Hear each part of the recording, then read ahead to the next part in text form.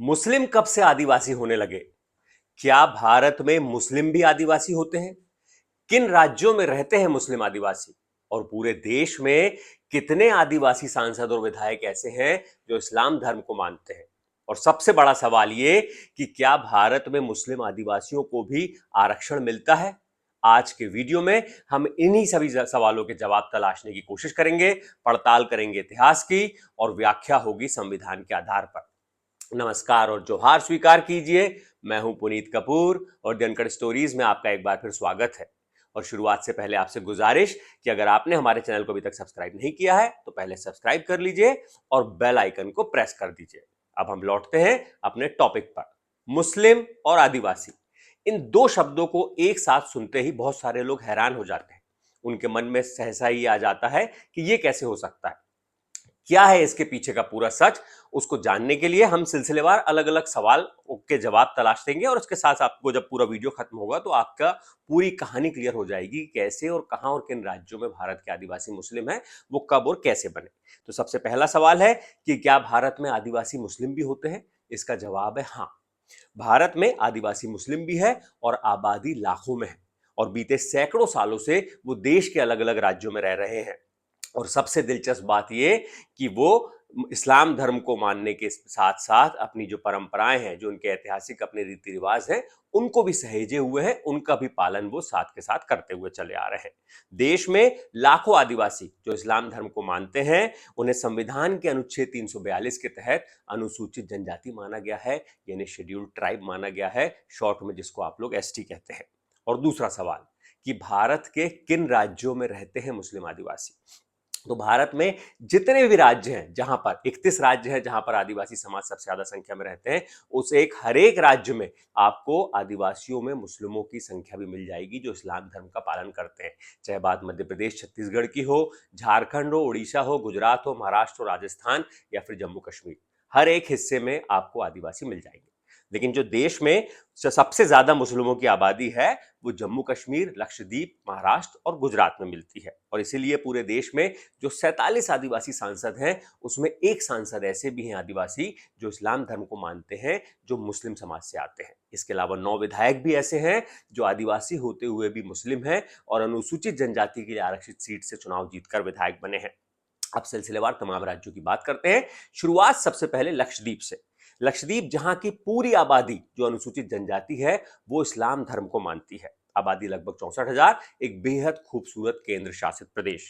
वहां की जो लोकसभा सीट है, जो 47 सीटों में एकमात्र मुस्लिम सांसद हैं, वो लक्षद्वीप के ही आदिवासी सांसद है जिनका नाम है मोहम्मद हमदुल्ला सईद। इतिहासकारों के मुताबिक लक्षद्वीप में 7वीं सदी के आसपास आदिवासियों के बीच इस्लाम का प्रसार हुआ। जब मदीना में पैदा हुए संत ओबेदुल्ला लक्षद्वीप में आए 7वीं सदी के आसपास, वहां उनके उपदेशों से प्रभावित होकर स्थानीय आबादी ने इस्लाम धर्म अपनाना शुरू कर दिया। यानी सोचिए, आज से लगभग 1300 साल पहले वहां पर इस्लाम का प्रसार शुरू हुआ। लक्षद्वीप में मुख्य तौर पर कोया, मालमी, मेलाचेरी और अमीनी दीवी जनजातियां रहती हैं जो इस्लाम धर्म को मानती हैं और मुस्लिम होते हुए भी वो अपनी परंपराओं को, अपने रीति रिवाजों को आज भी कायम रखे हैं, उनका बाकायदा पूरी तरीके से पालन करती हैं। मसलन तीनों जनजातियां मातृवंशीय प्रणाली वाला समाज है, यानी यहां पर वंश पिता से बेटे को ट्रांसफर नहीं होता, वंश माता से बेटी को ट्रांसफर होता है, उनको स्थानांतरण होता है। संपत्ति भी ऐसे ही, जो पुश्तैनी संपत्ति होती है वो माँ से बेटी और बेटी के बाद उनकी बेटियों को इस तरीके से ट्रांसफर होती जाती है। 2011 की जनगणना के मुताबिक लक्षद्वीप की आबादी 64,000 है, जिसमें 95% आबादी मूल निवासी है और वो मुस्लिम है। और साल 1991 से ही, यानी देश की आजादी के बाद से ही, वहां की जो आबादी है उसको अनुसूचित जनजाति का दर्जा मिला हुआ है।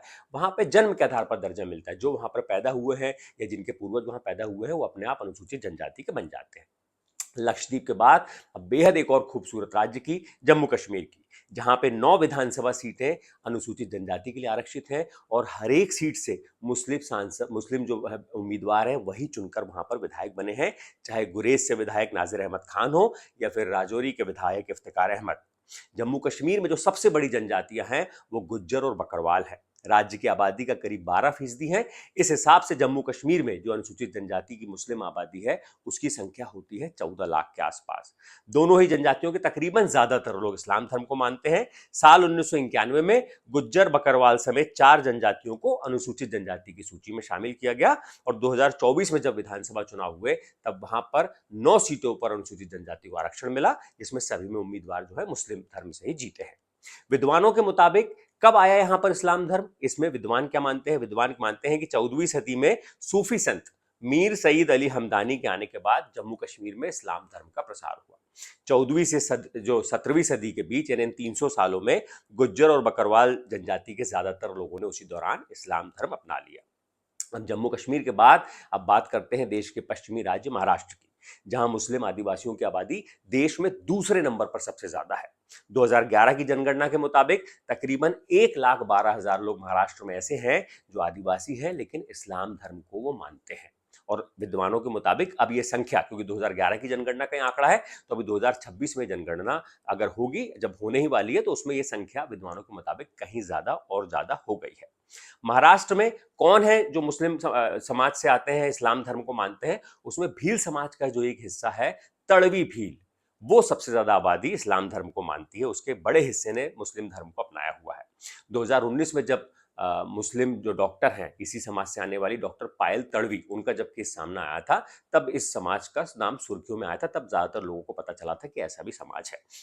तड़वी भील समाज मिश्रित परंपराओं वाला समाज है, यानी वो इस्लाम धर्म को तो मानता है, अपनी परंपराओं रीति रिवाजों का भी पालन करता है और साथ में हिंदू परंपराओं का भी कुछ हिस्सा उन्होंने अपनाया हुआ है। तो इस तरह से तीनों धर्म की परंपराओं को मिलाकर वो मिश्रित परंपराओं वाला समाज है। तड़वी भील समाज ने कब और कैसे इस्लाम अपनाया, इसको लेकर विद्वानों की राय बटी हुई है।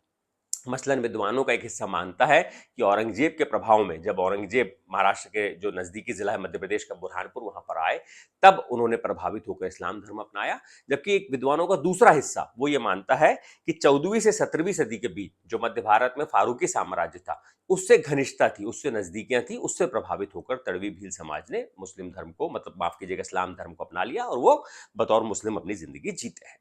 महाराष्ट्र के बाद एक और पश्चिमी राज्य गुजरात की, जो उसकी सीमा से लगा हुआ है। गुजरात की सिद्दी जनजाति के ज्यादातर लोग इस्लाम धर्म को मानते हैं। सिद्दी जनजाति की जड़ें पूर्वी अफ्रीका से जुड़ी हुई हैं। इतिहासकार बताते हैं कि 14वीं से 17वीं सदी के बीच उन्हें गुलाम बनाकर भारत लाया गया। उसके बाद फिर वो भारत में ही बस गए और उन्होंने इस्लाम धर्म अपना लिया, लेकिन वो भी आज भी अपनी आदिवासी परंपराओं रीति रिवाजों को सहेजे हुए हैं, उसका भी वो पालन करते हैं, अपने पारंपरिक त्योहारों को मानते हैं।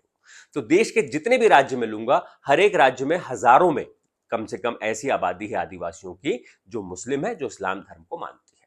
और अब धर्म के बाद आखिरी सवाल जो आता है वो ये है कि संविधान के नजरिए से उनका मुस्लिम होना क्या उनके आरक्षण को प्रभावित करता है। इसके संविधान के बारे में हम बात करते हैं। संविधान के अनुच्छेद 366 में परिभाषाएं दी गई हैं। उसमें जो 25वां खंड है उसमें परिभाषा दी गई है आदिवासियों की, और क्या लिखा है उसमें कि अनुसूचित जनजाति से आशय ऐसी जनजाति समुदायों या उनके भाग या समूहों से हैं जिन्हें अनुच्छेद 342 के तहत अनुसूचित जनजाति माना गया है। ये परिभाषा दी गई है अनुसूचित जनजाति की संविधान में, जहां कहीं किसी तरह के धर्म का जिक्र नहीं है कि आदिवासियों का इसी धर्म का पालन करना जरूरी है या अपने पारंपरिक धर्म का पालन करना जरूरी है, हिंदू धर्म का पालन करना जरूरी है। इस तरह की कोई परिभाषा नहीं है। सिंपल उसका जो आशय लिखा हुआ है कि अनुच्छेद 342 के तहत जिस जनजाति समाज को अधिसूचित किया जाएगा, उनको नोटिफाई किया जाएगा, वो अनुसूचित जनजाति के समाज माने जाएंगे। और भारत में अनुसूचित जनजाति यानी आदिवासी समाज दोनों एक दूसरे के समानार्थी शब्द माने जाते हैं। और राष्ट्रपति और संसद के पास अधिकार है कि वो किसी समाज को, किसी जनजाति समाज को अनुच्छेद 342 के तहत उस सूची में शामिल कर सकते हैं। और इसीलिए देश के 31 ऐसे राज्य हैं जहां पर 750 से ज्यादा आदिवासी समाज रहते हैं, जिनमें एक बड़ा हिस्सा है जो अपने परंपरागत सरना और गोंडी धर्म को मानता है, और उसके अलावा एक बड़ी आबादी ऐसी भी है जो हिंदू, सिख, ईसाई, बौद्ध, इवन जैन, इन तमाम धर्मों को इस्लाम धर्मों के साथ मानती है। क्योंकि यहां पर हिंदुस्तान में आदिवासी होने के लिए किसी धार्मिक पहचान की जरूरत नहीं है, बल्कि आदिवासियों की पहचान यहां पर उनके इतिहास, उनके भूगोल, उनकी संस्कृति और उनकी संवैधानिक मान्यता से तय होती है। इसलिए अगर अब आपसे कभी कोई कहे कि आदिवासी मुस्लिम होते हैं क्या, तो इसका जवाब पूरे संविधान और इतिहास के आधार पर हमने आपको देने की कोशिश की है। ये वीडियो आपको अच्छा लगे तो इसे लाइक कीजिएगा, कमेंट करके हमें अपनी राय दीजिएगा, अपने लोगों को शेयर कीजिएगा और साथ ही साथ हमारे चैनल को सब्सक्राइब जरूर कीजिएगा। शुक्रिया।